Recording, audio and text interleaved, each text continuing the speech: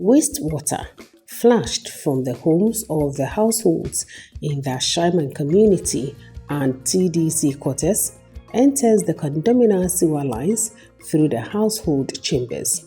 It is then transported by gravity to the trunk sewer line towards the treatment plant. The effluent is received by the screening channel and collection well and flows through the cores and fine screens to remove debris.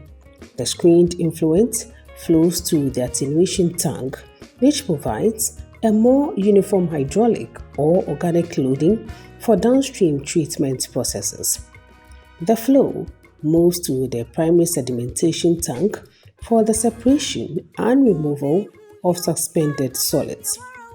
The organic fraction of the wastewater is converted to biogas in the upflow bed filter under anaerobic condition in the reactor.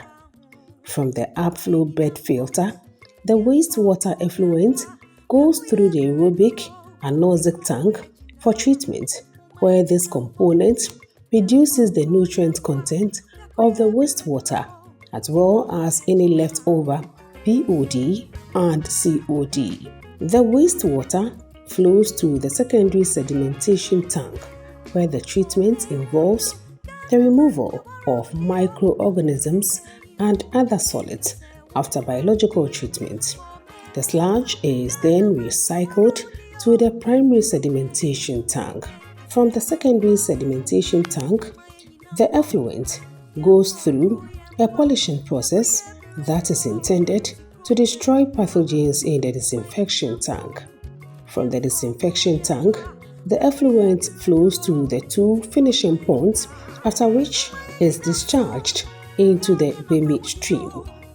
Effluent from the secondary treatment also goes to the sludge dewatering unit, where there is a separation of liquid and solids through mechanical and thermal processes. Finally, the biogas produced as a result of the anaerobic process will partially be used for thermal drying of the solid fraction.